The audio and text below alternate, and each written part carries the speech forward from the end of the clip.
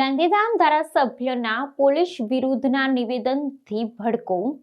વેપારી મંડળે 1 કલાક બજારો બંધ રાખી નોંધાવ્યો ઉગ્ર વિરોધ.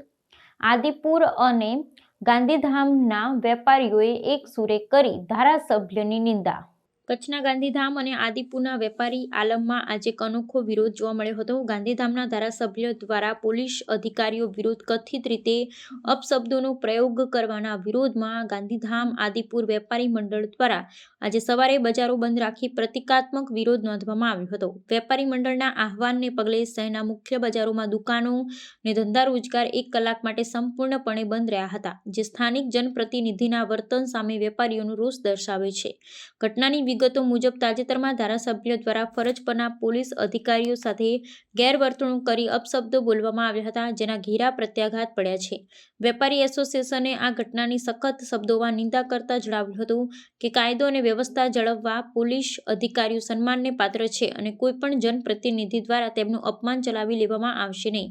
વેપારીઓએ પોલીસ વિભાગના સમર્થનમાં એકત્ર થઈ સૂત્રોચ્ચાર કર્યા હતા અને ધારાસભ્યના આ વર્તનને અશોભનીય ગણાવ્યું હતું. આ વિરોધ પ્રદર્શન દરમિયાન ચેમ્બર ઓફ કોમર્સ અને વિવિધ એસોસિએશનના હોદ્દેદારો પણ જોડાયા હતા. 1 કલાકના બંધ બાદ વેપારીઓએ સ્થાનિક વહીવટી તંત્રને આવેદનપત્ર આપી અને ભવિષ્યમાં આવા બનાવો ન બને તે માટે ટકો. આ ઘટનાએ શહેરના રાજકીય અને સામાજિક વર્તુળો અને પ્રબુદ્ધ નાગરિકો દ્વારા પણ જાહેર જીવનના ભાષાના સંયમ અને મર્યાદા જાળવવા પર ભાર મૂકવામાં આવી રહ્યો છે. નમસ્કાર, રાજુ ચંદાની, પ્રેસિડેન્ટ ગાંધીધામ વેપારી મંડળ.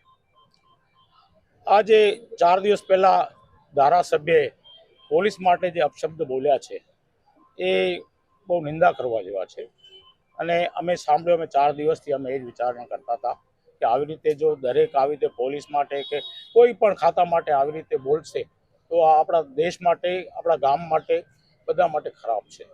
એટલે અમે આજે એનો વિરોધ કર્યો છે આખા સમસ્ત વેપારી મંડળે, ગાંધીધામ આદિપુર વેપારી મંડળે.